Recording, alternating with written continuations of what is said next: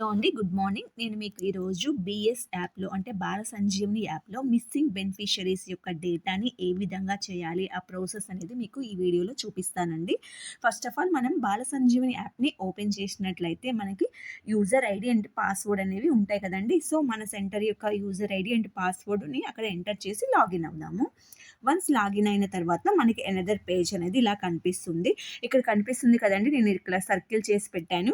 View beneficiaries దాన్ని మనం touch చేయాలండి. వన్స్ దాన్ని టచ్ చేసిన తర్వాత మనకి ఇక్కడ కనిపిస్తుంది చూడండి. ఇక్కడ కనిపిస్తున్న ఈ 5 కాలమ్స్‌లో ఇక్కడ ఉంది కదండీ! Portion registration missing beneficiaries.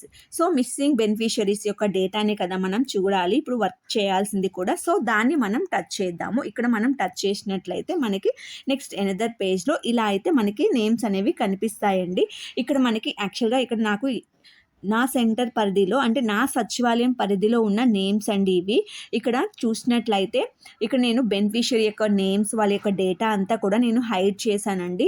So, first beneficiaries చూసినట్లయితే ఇక్కడ నేను ఆల్రెడీ సర్టెన్ డేటాని ఎంటర్ చేశాం కదా! అబార్షన్ కేసు ఆ ప్రెగ్నెంట్ అనేది అబార్ట్ అయింది అనేది ఇక్కడ చూపించాము. నెక్స్ట్ వచ్చేసి ఇక్కడ మనం ఏదైతే రీజన్ ఇచ్చామో రిజిస్టర్డ్ బై ఏఎన్ఎం రిజిస్ట్రేషన్ చేసుకున్నారు. బట్ అండర్ మైగ్రేషన్ వాళ్ళు ప్రెజెంట్ ఊర్లో లేరు, మైగ్రేట్ అయ్యారనేసి ఇక్కడ చూపించాము.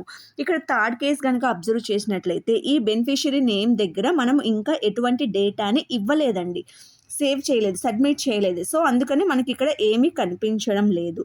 సో, ఇలా చేయాలి అంటే మనము ఈ నేమ్ని వన్స్ ఇలా టచ్ చేయాలండి. అలా టచ్ చేసినట్లయితే మనకి అనదర్ పేజ్ అనేది ఇలా ఓపెన్ అవుతుంది. సో, ఇక్కడ మనకి 8 కాలమ్స్ అయితే కనిపిస్తున్నాయి కదండీ! సో, ఈ కాలమ్స్‌ని బేస్ చేసుకొని ఏదైతే ఆ బెనిఫిషియరీ ఆ ప్రెగ్నెంట్ వుమెన్‌కి ఏ రీజన్ అయితే కరెక్ట్‌గా ఉంటుందో దాని దగ్గర మనం ఇలా టచ్ చేయాలి. సో, ఫస్ట్ మనము అక్కడ ఉన్న 8 కాలమ్స్‌లో ఉన్న డేటాను ఒకసారి చూద్దాము.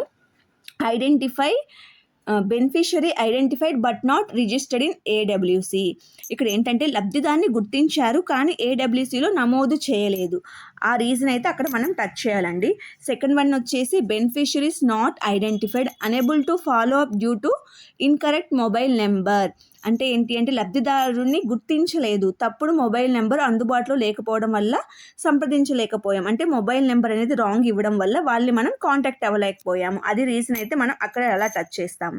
అది కాదనుకోండి registered by ANM but currently under migrated.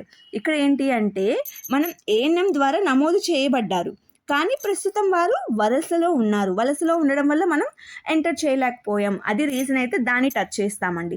అది కాదు, beneficiary is not currently pregnant. Present ఆమె ప్రెగ్నెంట్ కాదు, గర్భవతి కాదు. అది రీజన్ అయితే దాన్ని టచ్ చేయాలి. అట్లా కాకుండా నాట్ ఏ మ్యారీడ్ ఉమెన్ అంటే ఏంటి, వివాహిత మహిళ కాదు, రీజన్ అదైతే దాన్ని టచ్ చేయాలండి. అది కాకుండా beneficiary has undergone and abortion. In case ఆ ప్రెగ్నెంట్ లేడీ అనేది అబార్షన్ అయిందనుకోండి, అది రీజన్ అయితే దాన్ని మనం టచ్ చేయాల్సి ఉంటుంది. అది కాకుండా beneficiaries below 16 years are not allowed for submission in Poshan tracker. అంటే ఏంటంటే ఇక్కడ 16 ఏళ్ల లోపు ఉన్న లబ్ధిదారును పోషణ ట్రాకర్లో నమోదు చేయడానికి అనుమతి లేదు కదా.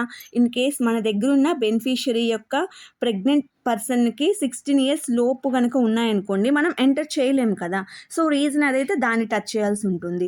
అట్లా కాదు, beneficiary registered in Poshan tracker, ANM registration చేసుకుంది, నేను కూడా నా పోషణ ట్రాకర్లో నేను ఆ బెనిఫిషరీ యొక్క డేటాని రిజిస్ట్రేషన్ చేసుకున్నాము.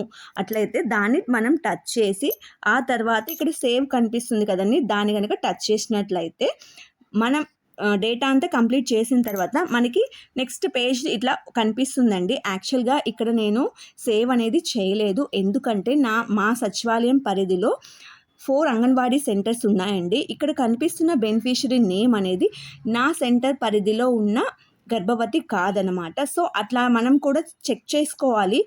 మనకి నేమ్ అయితే కనిపిస్తుంది, బట్ అది ఆ నేమ్ అనేది మన సచివాలయ పరిధిలో ఉన్న 4, 5, 3 ఎన్ని అంగన్వాడీ సెంటర్స్ అయితే ఉన్నాయో ఆ ప్రెగ్నెంట్ లేడీ అనేది ఏ అంగన్వాడీ సెంటర్ పరిధిలో ఉందో చూసుకొని ఆ అంగన్వాడీ టీచర్ అనేది మిస్సింగ్ బెనిఫిషరీ డేటాని అయితే సేవ్ చేయాల్సి ఉంటుంది.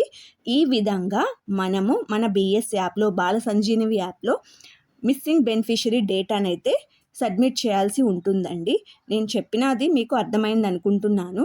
So thank you for watching. నేను చెప్పిన ఇన్ఫర్మేషన్ మీకు హెల్ప్ అయినట్లయితే లైక్ చేయండి, షేర్ చేయండి అండ్ సబ్స్క్రైబ్ చేసుకోండి.